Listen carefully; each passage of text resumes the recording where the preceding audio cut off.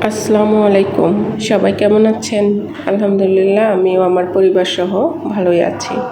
আশা করি সবাই পরিবার পরিজন নিয়ে সবাই ভালোই আছেন। আজকে পবিত্র শবে বরাত, সবাই নামাজ পড়বেন।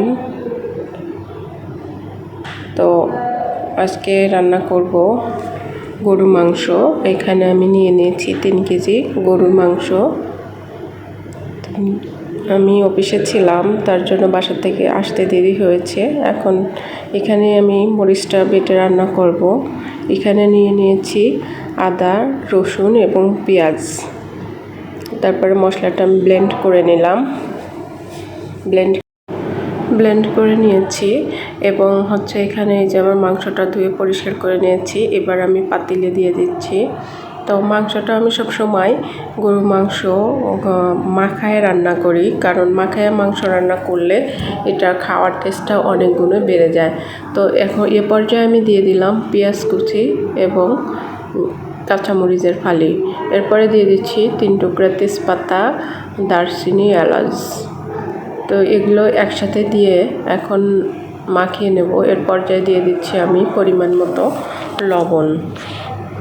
লবণ কেউ কম খায়, বেশি খায়, তো আপনারা আপনাদের পরিমাণ মতো দিয়ে নেবেন। এখন আমি 1 চামচ ধনে গুঁড়া দিয়ে দিলাম। 1 চামচের একটু বেশি দিয়ে দিয়েছি, কারণ মাংসের পরিমাণটা বেশি। আবার আলু দিব এখানে দিয়ে দিলাম আমি 3 চামচ হলুদটা 3 চামচ দিয়েছি, মানে চামচটা ভরে দেয়নি, অল্প অল্প করে দিয়েছি। এখন দিয়ে দিব আমি আমার ব্লেন্ড করা মশলাটা। এখানে দিয়ে ব্লেন্ড করেছি আমি জিরে, ধনে আর শুকনো মরিচ, আদা, রসুন সব কিছু একসাথে আমি ব্লেন্ড করে নিয়েছি। তো ব্লেন্ড করে মশলাটা এখানে দিয়ে দিলাম। এ পর্যায়ে সম্পূর্ণ মশলাটাই আমি একেবারে দিয়ে দিলাম। তো এটা দিয়ে দেওয়ার পরে ঢাকনার সাথে কিছুটা মশলা লেগেছিলো, সেটাও আমি দিয়ে দিলাম, কারণ পরে এটা পানি দিয়ে ধুয়ে পানিটা দিয়ে দিব। তো এখন এটাকে সুন্দরভাবে আমি হাতের সাহায্যে মাখিয়ে নেব। তো মাখানোটা অনেকটা টাইম নিয়ে করতে হবে। এখন দিয়ে দিচ্ছি সরিষার তেলটা হাতের সাথে দিলে, যেহেতু শুকনো মরিচটা দিয়েছি, হাত পুড়বে না। অনেকেরই আবার হাত পুড়ে, তো তার জন্য আমি তেলটা হাতের সাথে মাখিয়ে নিলাম। তো আমি মাংসটাকে এভাবে সবসময় রান্না করি। আপনারা মাখিয়ে রান্না করে খেয়ে দেখবেন। এটা আসলে মাখানো তরকারিতে অনেক টেস্ট হয়। আমরা যে তরকারি কষায় রান্না করি, তার থেকে মাখানো তরকারিতে বেশি পরিমাণ টেস্ট থাকে।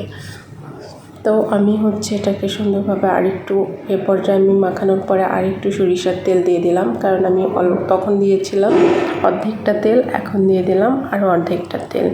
তো এভাবে আমি সম্পূর্ণ মাংসটা প্রায় আধা ঘন্টার মতো হাত দিয়ে মাখিয়ে নিয়েছি।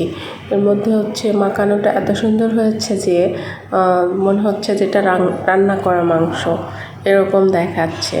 তো মাংসটাই সুন্দর করে মাখানোর পরে আমি 10 মিনিটের মধ্যে রেখে দেব, কারণ সময় নেই, আবার নামাজ পড়তে হবে।